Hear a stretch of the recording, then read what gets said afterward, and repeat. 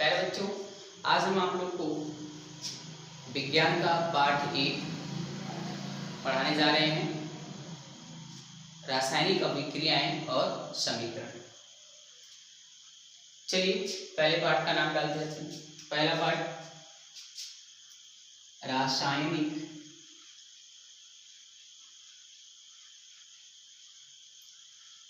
अभिक्रियाएं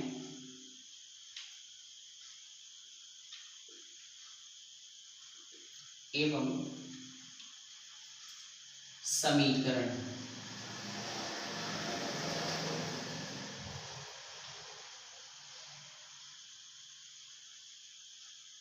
पाठ 1 रासायनिक अभिक्रियाएं एवं समीकरण। इंग्लिश में इसको बोलते हैं chemical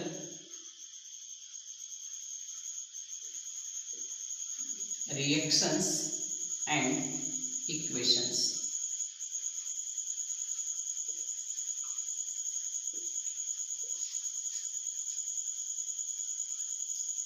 chemical reaction and equations, रासायनिक अभिक्रियाएं एवं समीकरण। प्यारे बच्चों, आप सभी अपनी पिछली कक्षाओं में भौतिक तथा रासायनिक परिवर्तन के बारे में पढ़े होंगे। इसके पहले वाला जो कक्षा 9 में आप लोगों ने ये पढ़ा होगा हमारे आसपास होने वाले या हमारे आस पड़ोस में होने वाले परिवर्तन।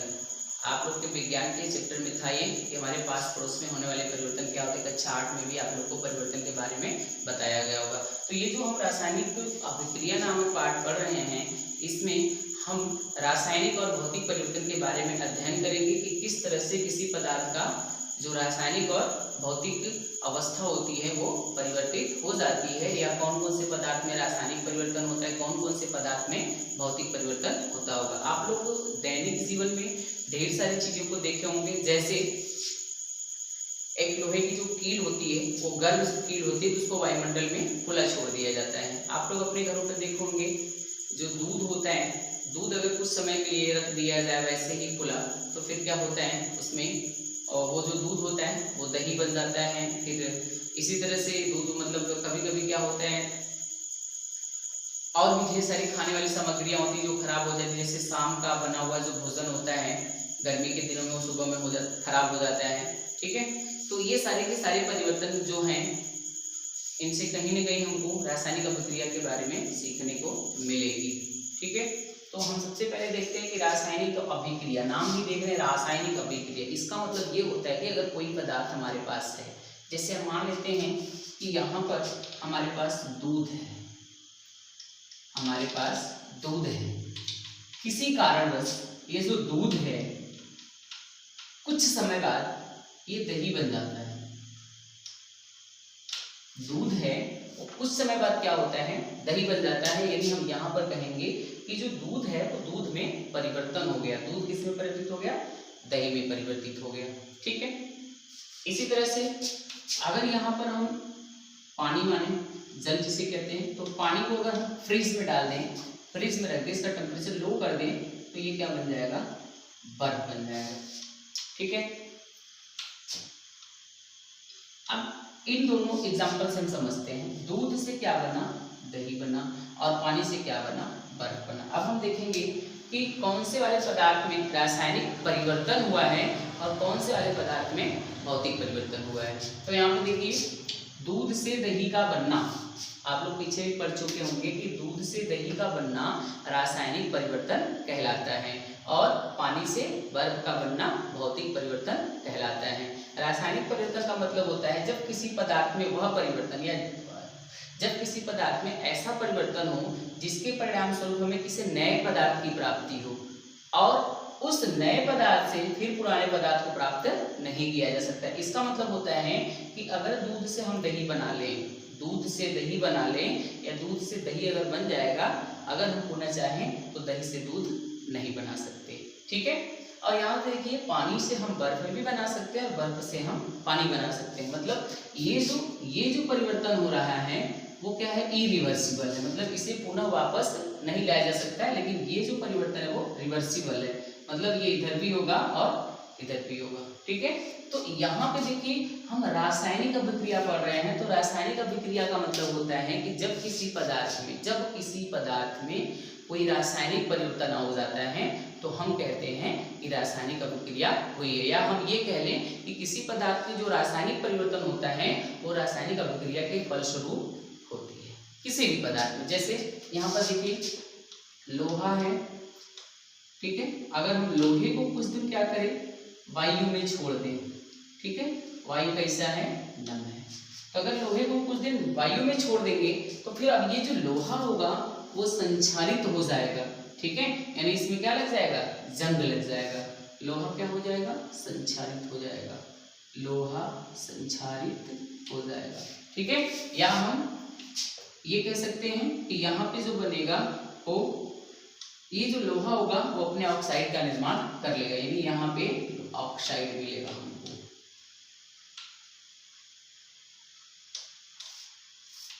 ठीक है, लोहे का क्या मिल जाएगा, ऑक्साइड मिल जाएगा। तो यहाँ पर देखिए अब आप देखे होंगे कि लोहे में जब जंग लग जाता है तो पुनः जंग को लोहे में परिवर्तित नहीं किया जा सकता। इसका मतलब ये हुआ कि जो लोहा है उस लोहे में रासायनिक परिवर्तन हुआ जिसके फलस्वरूप वह जंग में परिवर्तित हो गया। तो लोहे में जंग का लगना भी क्या है, एक रासायनिक परिवर्तन है, और इस रासायनिक परिवर्तन के फलस्वरूप एक हमें क्या मिलता है, नया पदार्थ मिल जाता है। तो जब किसी पदार्थ में रासायनिक परिवर्तन होता है या रासायनिक परिवर्तन दिखाई देता है, इसका मतलब उसे क्या कहेंगे, रासायनिक अभिक्रिया, यानी रासायनिक अभिक्रिया के फलस्वरूप किसी भी पदार्थ में रासायनिक परिवर्तन आता है। ठीक है, अब जैसे हम कहें, यहाँ पे एक एग्जाम्पल और ले लीजिए, इसको मिटाते हैं।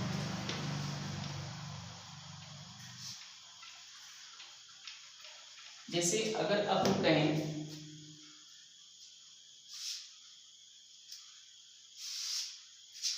मैग्नीशियम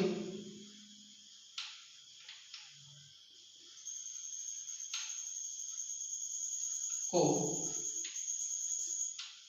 वायु की उपस्थिति में जलाने पर मैग्नीशियम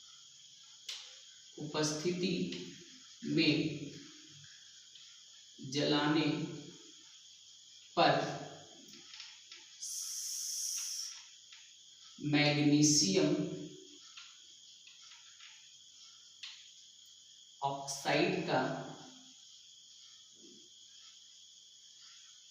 सफेद राख प्राप्त होती है। इसको समझिए, मैग्नीशियम को वायु की उपस्थिति में जलाने पर, यहाँ पे जो मैग्नीशियम होगा, यहाँ पे आप नोट कर लीजिए मैग्नीशियम रिबन।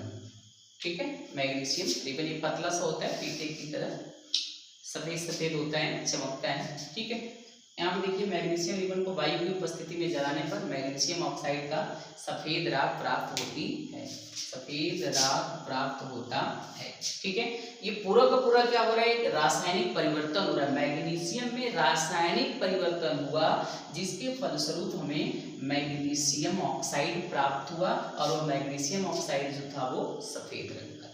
ठीक है, तो यहाँ पर हम कहेंगे कि रासायनिक अभिक्रिया के द्वारा, अब रासायनिक अभिक्रिया क्या होती है, किसी न किसी के बीच में होती है। जैसे आप जानते हैं, यहाँ पे देखिए मैग्नीशियम को वायु की उपस्थिति में जलाने पर, इसका मतलब जो मैग्नीशियम है वो वायु से क्या किया, अभिक्रिया कर लिया, क्योंकि ये जब वायु से संपर्क में आया, वायु के संपर्क में आया, वायु के साथ अभिक्रिया किया, तभी जाके यहाँ पे मैग्नीशियम का ऑक्साइड बना। ठीक है, तो यहाँ पर क्या हम देख रहे हैं, यहाँ पर हम देख रहे हैं कि कोई एक पदार्थ है, वो दूसरे पदार्थ के साथ जब हम उसको मिक्स कर रहे हैं तो उन दोनों पदार्थों के गुणों में परिवर्तन आ जा रहा है, दोनों पदार्थों के गुणों में परिवर्तन आ जा रहा है और हमको एक नया पदार्थ मिल रहा है। जैसा कि आप यहाँ पे देखिए, जो मैग्नीशियम रिबन था वो चमकीला था और जो वायु थी वो अदृश्य थी, लेकिन हमको जो यहाँ पे मिला वो सफेद राख। अब हम पुनः इस सफेद राख से मैग्नीशियम रिबन को नहीं बना सकते। तो देखिए ये पूरी की पूरी रासायनिक अभिक्रिया अगर हम ऐसे लिखेंगे तो बहुत बड़ा हो जाएगा। ठीक है, इस रासायनिक अभिक्रिया को जैसे हम इतना बड़ा लिखेंगे बहुत बड़ा हो जाएगा, बहुत जगह छिपेगा। ठीक है, तो इसको क्या किया जाता है, सरल ढंग से लिखने के लिए क्या किया जाता है, एक समीकरण बनाया जाता है, यानी एक ऐसी व्यवस्था बनाई जाती है जिसमें क्या किया जाता है, इन सब चीजों को संकेत के द्वारा रख दिया जाता है। यानी अभिक्रिया से पहले जो चीजें होती हैं, जो आपस में मिलकर रासायनिक अभिक्रिया करेंगे, उनको एक साइड, और अभिक्रिया के बाद जो चीज बनने वाला है उसको दूसरी साइड में रखा जाता है। देखिए इसको लिखेंगे कैसे, यहाँ पे लिखेंगे मैग्नीशियम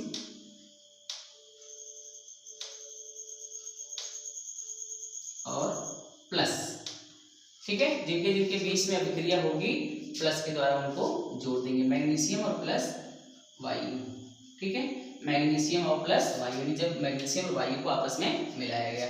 इसके बाद क्या करते हैं, यहाँ पे एक तीर का निशान बनाते हैं, ठीक है, तीर का निशान बनाते हैं, और वो तीर का निशान याद रखिएगा, जो तीर का निशान होता है उसके पीछे यानी उसके पूंछ की तरफ जो चीजें आपस में क्रिया करती है, जो पदार्थ आपस में क्रिया करते हैं उनको रखा जाता है, ठीक है, और इसके जो हेड होता है, जो सिर होता है, उस साइड में जो नया पदार्थ बनता है उसे, तो यहाँ पे क्या मिला, सफेद राख, मैग्नीशियम ऑक्साइड,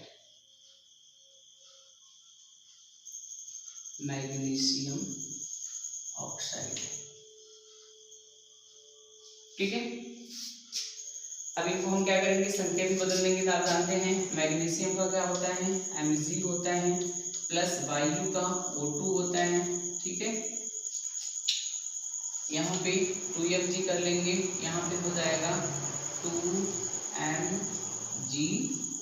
क्या हो गया, मैग्नीशियम ऑक्साइड।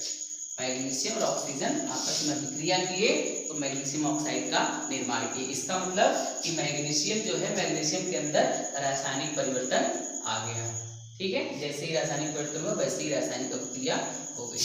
थोड़ा सा अब हम यहाँ पे देख लेते हैं कि जो रासायनिक अभिक्रिया होती है उसको हम रासायनिक समीकरण में लिख लेते हैं, और इसके इस वाले भाग को क्या करते हैं और उस वाले भाग को क्या करते हैं। तो यहाँ पे देखिए, ये जो आप एरो देख रहे हैं, ये एरो,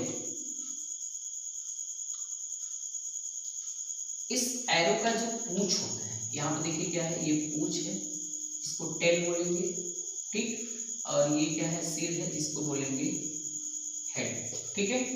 तो जो टेल के साइड में होता है, टेल की तरफ हमेशा हम उन पदार्थों को लिखते हैं जो जिनके बीच अभिक्रिया होनी है, तो इनको एक नाम दिया गया है, ये हैं अभिकारक, या इनको एक और नाम दिया जाता है क्रियाकारक, या इनको एक और नाम से जाना जाता है अभिकर्मक, ठीक है, सेम है, ये भी वही चीज है, दोनों चीजें सेम है, यानी जिनके बीच अभिक्रिया होनी होती है उन्हें हम क्या कहते हैं, अभिकारक, क्रियाकारक या अभिकर्मक, ठीक है, यानी अभिकारक ही अभिक्रिया करते हैं, या क्रियाकारक ही अभिक्रिया करते हैं, या अभिकर्मक ही अभिक्रिया करते हैं। इंग्लिश में इनको रिएक्टेंट बोलते हैं,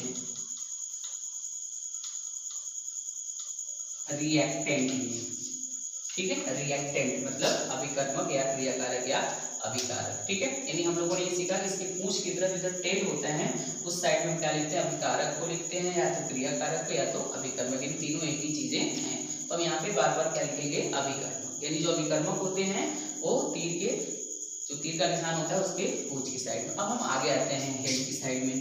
तो हेड की साइड में परिवर्तन के बाद, रासायनिक परिवर्तन के बाद जो नया चीज हमें मिलता है वो कहाँ लिखते हैं हम, तीर के सामने।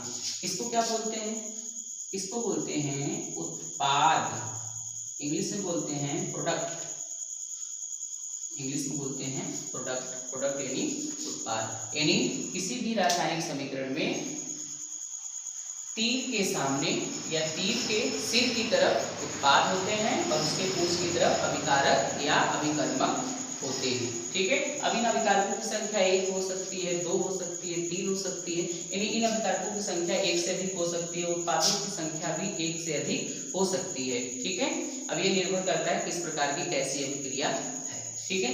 तो यहाँ पर क्या करना है, यहाँ पे ध्यान दीजिएगा किस तरह से हम लिखते हैं, ठीक है, नोट कर लीजिए, इसको मिटाते हैं। इस चैप्टर का नोट्स आपको आपके कोचिंग के ऐप पर अपलोड कर दिया गया है, आप लोग इसको भी लिख लीजिए और वो नोट्स भी आप लोग पढ़िए, ठीक है। मिटाते हैं इसको।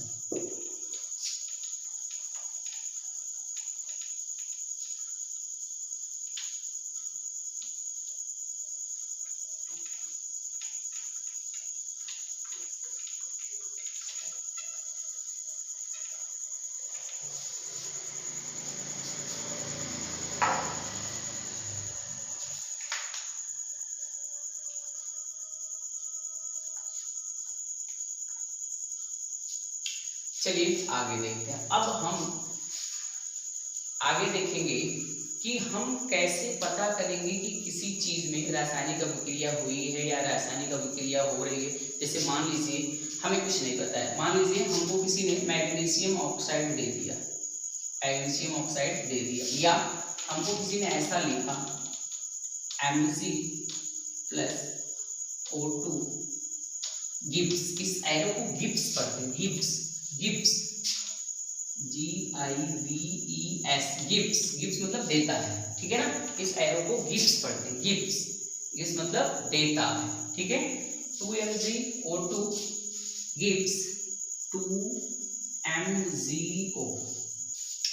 अब हमें कैसे पता चलेगा कि रासायनिक अभिक्रिया हुई है, ठीक है। तो रासायनिक अभिक्रिया को पहचानने के लिए हमारे पास कुछ चीजें हैं जिनको देखकर हम ये बता सकते हैं कि रासायनिक अभिक्रिया संपन्न हुई है, ठीक है। तो कुल 4 कारक हैं जिनको हम देखकर ये बता सकते हैं कि रासायनिक अभिक्रिया हुई है कि नहीं। तो जो पहला कारक है, या हम ऐसे यहाँ पे एक हेडिंग भी बना सकते हैं, रासायनिक अभिक्रिया को पहचानना, अभिक्रिया को पहचानना, ठीक है। यानी किस तरह से हम रासायनिक अभिक्रिया को पहचानेंगे। तो देखिए सबसे पहला जो चीज होता है, पहला कारक होता है अवस्था में परिवर्तन, अवस्था में परिवर्तन, ठीक है। नंबर 2 पहले लिख लेते हैं, फिर स्टेप बाय स्टेप समझेंगे, ठीक है। नंबर 2 जो है रंग में परिवर्तन,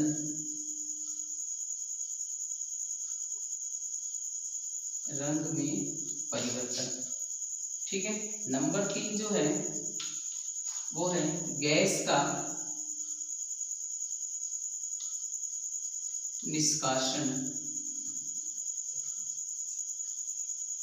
ठीक, या इसे उत्सर्जन भी बोलते हैं, ठीक।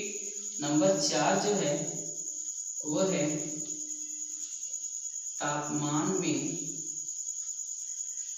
परिवर्तन, तापमान में परिवर्तन।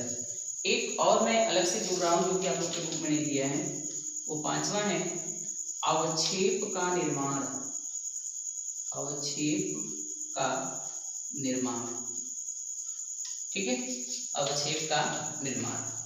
अब हम यहाँ पे देखिए पहला है अवस्था में परिवर्तन, यानी हम क्या करेंगे, हम ये देखेंगे कि यहाँ पे जो अभिकर्मक दिए हुए इनकी अवस्थाएं क्या है, ठीक है। तो यहाँ पे आप देखिए मैग्नीशियम की जो अवस्था है वो क्या है, सॉलिड स्टेट है, तो सॉलिड को हम S से दिखाते हैं, स्मॉल s, ठीक है।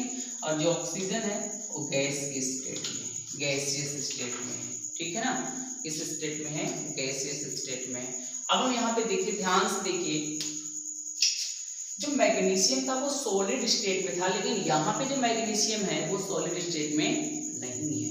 यहाँ पे ऑक्सीजन गैसियस स्टेट में था और यहाँ पे जो ऑक्सीजन है वो गैसियस स्टेट में नहीं है।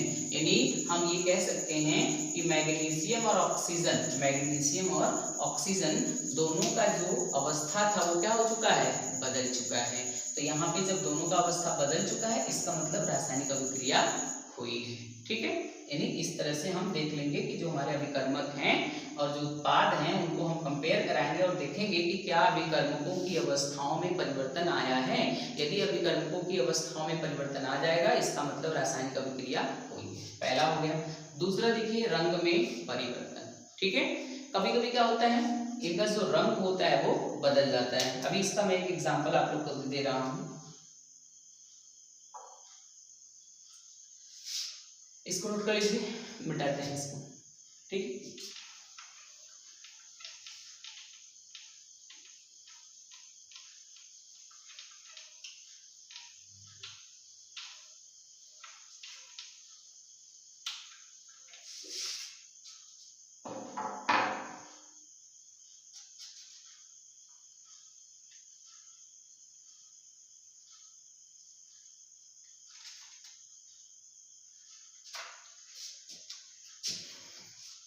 यहाँ पे दूसरा क्या था, रंग में परिवर्तन। तो कभी कभी क्या होता है कि यहाँ पे जो अभिकर्मक होते हैं, यहाँ पे अभिकर्मक, दो अभिकर्मक होते हैं, वो जब रिएक्ट करते हैं, ठीक है, जब वो आपस में रिएक्ट करते हैं, जैसे मान लीजिए कोई सोल्यूशन, यहाँ पे देखिए, जैसे अगर हम कहें हाइड्रोक्लोरिक एसिड, ठीक है, और प्लस यहाँ पे लिख दें Fe, ठीक है, आयरन। तो देखिए जो हाइड्रोक्लोरिक एसिड होता है वो रंगहीन होता है, इसमें कोई रंग नहीं होता है, ठीक है, कोई रंग नहीं होता। लेकिन जैसे इसमें Fe मिलाएंगे, ये क्या हो जाएगा, रंगीन हो जाएगा।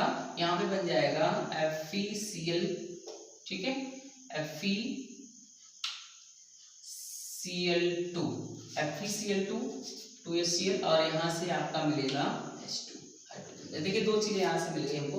ये देखिए जो FeCl2 का रंग होगा, जो FeCl2 का रंग होगा वो रंग ही नहीं होगा, उसमें क्या आ जाएगा, कलर आ जाएगा। और यहाँ पे देखिए ये तो हुआ रंग में परिवर्तन। आगे देख लीजिए, अगला है गैस का निष्कासन, यानी अभिक्रिया अगर होती है तो गैस भी निकलती है। तो यहाँ पे देखिए हाइड्रोजन गैस निकल रही है, ठीक है, यानी हाइड्रोजन गैस निकल रही है, इसका मतलब है रिएक्शन हो रहा है, ठीक है। अगर यहाँ पे हाइड्रोजन गैस नहीं निकलती तो रिएक्शन नहीं हो रहा होता, ठीक है। तो आप यहाँ पे क्या कर सकते हैं, मतलब ये जो चारों मैंने बताया है, ये चारों को एक एक करके आप चेक कर सकते हैं। कभी क्या होता है सिर्फ अवस्था परिवर्तित होता है, कभी क्या होता है सिर्फ गैस का निष्कासन होता है, कभी क्या होता है सिर्फ रंग में परिवर्तन होता है, और कभी क्या होता है सिर्फ अवक्षेप का निर्माण होता है, और कभी क्या होता है ताप बदल जाता है। जैसे सजीवों के लक्षण होते हैं, 7 लक्षण होते हैं, सबको अलग अलग स्टडी किया जाता है, उसी तरह से आप ये कह सकते हैं कि ये रासायनिक अभिक्रियाओं के लक्षण हैं, ठीक है। यानी इन लक्षणों को देखकर हम बता सकते हैं कि रासायनिक अभिक्रिया हो रही है कि नहीं। जैसे अगर आपको मान लीजिए इस समय जो डिजीज चल रहा है, जो बीमारी चल रही है कोरोना,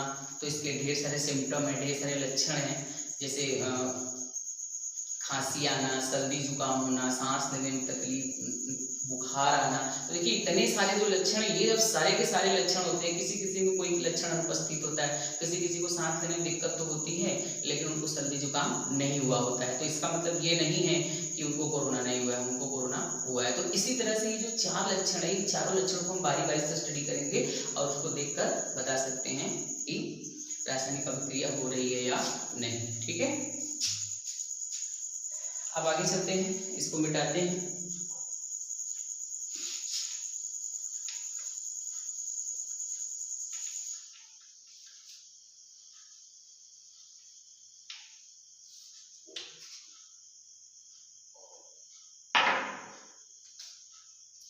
रासायनिक समीकरण,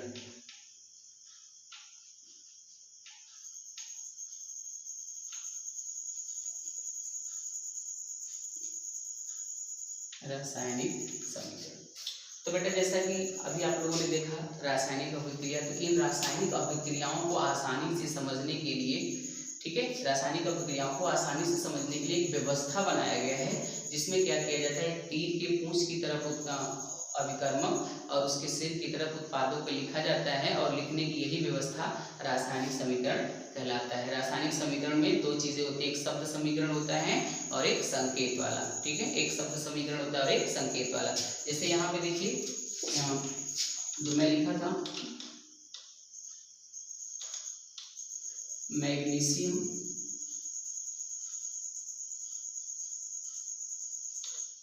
प्लस ऑक्सीजन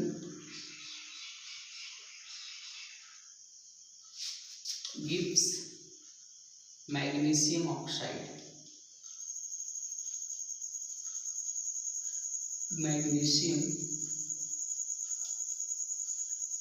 ऑक्साइड, ठीक है, मैग्नीशियम ऑक्साइड। तो यहाँ पे देखिए मैग्नीशियम ऑक्सीजन, मैग्नीशियम ऑक्साइड, तो ये जो है इसे हम बोलेंगे शब्द समीकरण, यानी शब्दों में लिखें। अब क्या किया जाएगा, इन शब्दों की जगह अगर इनके संकेत यूज कर दिए जाए, इनका अणुसूत्र यूज कर दिया जाए, ठीक है। यहाँ पे देखिए मैग्नीशियम के लिए हम क्या यूज करेंगे, Mg, और ऑक्सीजन के लिए O2, और यहाँ पे लिखेंगे MgO, ठीक है। अभी समीकरण बैलेंस नहीं है, आगे से बैलेंसिंग करना बताया जाएगा, तो बैलेंस करना बता दिया जाएगा, ठीक है। तो यहाँ पे देखिए ये है आपका रासायनिक समीकरण। तो रासायनिक समीकरण संबंधित बहुत ज्यादा नहीं पूछा जाता है बोर्ड के एग्जाम में, बस ये पूछा जाता है अभिकारक क्या होता है, विकर्मक क्या होते हैं, उत्पाद क्या होते हैं, ठीक है। तो उत्पाद क्या होते हैं, किसी भी रासायनिक अभिक्रिया के अंत में, या जब रासायनिक अभिक्रिया संपन्न हो जाती है, यानी पूरी हो जाती है, जब रासायनिक अभिक्रिया संपन्न हो जाती है तो जो नया पदार्थ हमें प्राप्त होता है उसे हम उत्पाद कहते हैं। और रासायनिक अभिक्रिया जब शुरू होती है, स्टार्ट होने वाली होती है, उस समय जो हमारे पास पदार्थ होते हैं उन्हें हम क्या कहते हैं, अभिकर्मक। या हम सीधा कहें कि जिन पदार्थों में रासायनिक परिवर्तन होती है उन्हें हम क्या कहते हैं, अभिकर्मक कहते हैं। और रासायनिक परिवर्तन के बाद जो हमें नया पदार्थ मिलता है उसे हम क्या कहते हैं, उत्पाद कहते हैं। ठीक है, तो अब आप लोग लिख सकते हैं रासायनिक अभिक्रिया को। याद रखिएगा, रासायनिक अभिक्रिया को लिखने के लिए आपको अभिकर्मक आना चाहिए और आपको उत्पादन या अभिकर्मक को आपको क्या करना है, इस तीर के निशान के पीछे लिखना है और उत्पाद को आपको तीर के निशान के आगे लिखना है। ठीक है,